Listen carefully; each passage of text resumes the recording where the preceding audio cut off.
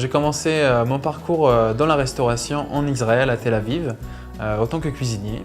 Puis au bout de quelques années, je voulais découvrir d'autres cultures gastronomiques, donc je suis arrivé en Europe, en France, à l'Institut Paul Bocuse où j'ai fait mes études et pendant lesquelles j'ai trouvé aussi ma deuxième passion qui est le lien entre la chimie et les aliments. Cela m'a amené dans la recherche aussi autour du chocolat et c'est ça en fait qui m'a fait comprendre que le chocolat, plus qu'un parfum, est une texture, une formule chimique avec un savoir-faire unique.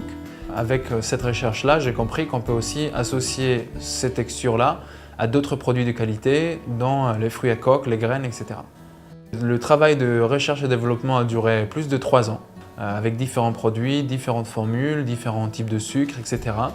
La différence sera vraiment au niveau du goût. Donc on garde la même texture, mais à la place de la saveur du cacao, on utilise les fruits secs et les graines qui, eux, vont aromatiser notre préparation et qui vont pouvoir être utilisés donc, dans la pâtisserie et la chocolaterie.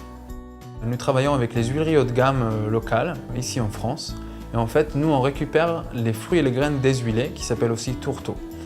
Ces tourteaux-là sont les résidus de la fabrication d'huile. Donc par exemple, si on prend la noisette, l'huilerie va fabriquer l'huile de noisette et nous, on va récupérer les résidus déshuilés.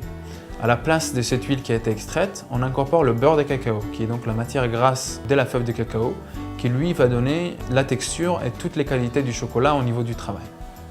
Alors pour fabriquer une couverture, il nous faut minimum 24 heures, le temps de la moudre et de la concher. C'est la partie là qui va développer les arômes, qui va enlever l'acidité et l'humidité. Et après ça, le travail est comme un chocolat classique, donc exactement de la même façon, les mêmes courbes de température et les mêmes recettes. L'avantage pour un chef en fait avec tous ces produits, c'est que le savoir-faire est déjà là. Les chefs savent déjà comment travailler le chocolat, donc ils savent exactement comment travailler notre produit qui se travaille de la même façon. Donc ça leur permet en fait de faire tout ce qu'on fait avec du chocolat, que ce soit du moulage, que ce soit de l'enrobage, des ganaches, des crèmes, des crèmes montées, etc.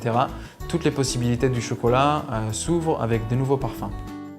Notre produit, il permet justement le travail sans produit d'origine animale, mais avec le même côté gourmand et agréable du chocolat.